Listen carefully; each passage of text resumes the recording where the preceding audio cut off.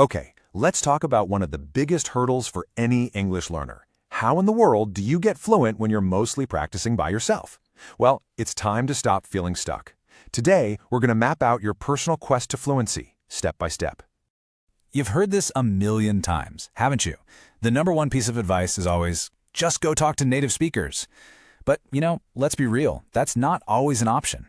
It can be super expensive, totally nerve-wracking, or maybe you just don't have anyone to talk to. It feels like this huge wall, and it can really make you feel like you're not going anywhere. But here's the thing. What if I told you that you can totally smash through that wall, all on your own? You absolutely can make amazing progress right from home.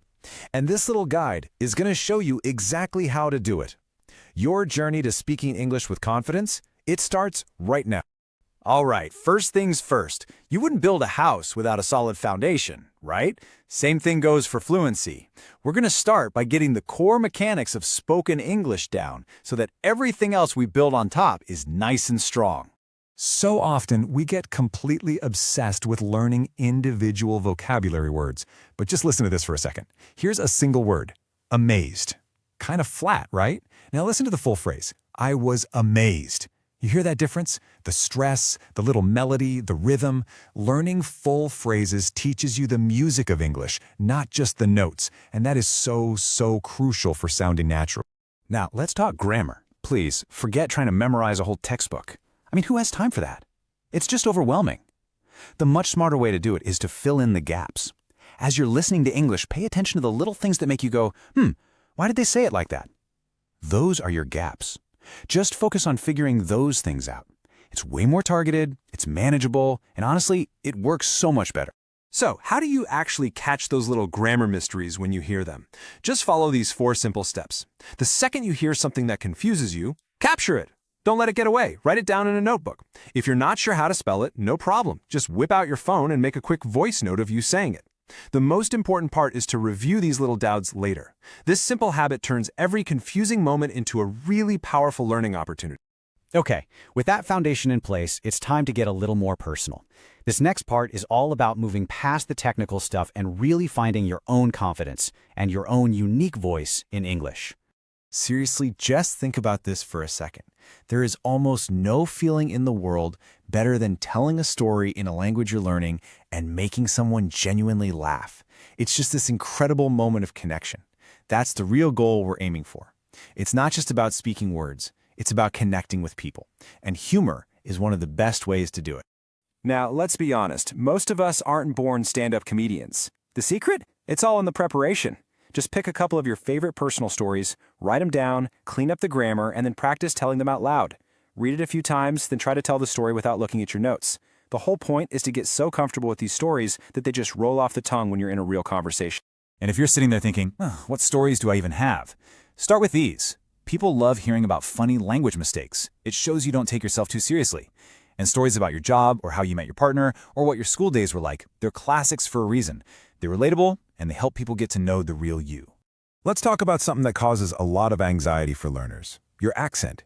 It is so easy to get stressed out about trying to get rid of it. But an accent isn't a mistake. It's not some flaw you need to fix. It's literally part of your story, part of your identity. It shows that you speak more than one language, which, by the way, is amazing. So here's the crucial mindset shift. Your goal should not be to eliminate your accent. Your goal should be clarity. That's it. Can people understand you easily? That is the only thing that actually matters. When you switch your focus like this, it takes so much pressure off, and practicing your pronunciation actually starts to feel productive and not so stressful. Okay, for our last section, let's get into the practical tools. How can you surround yourself with spoken English without even having to leave your house? Let's dive in. Here's a fun one for you. You know how sometimes you just want to listen in on other people's conversations to hear how they really talk? Well, guess what? Chatty podcasts give you full permission to eavesdrop. They are an absolutely fantastic way to hear natural, real, unscripted English between friends. And this is exactly why podcasts are such a powerful tool.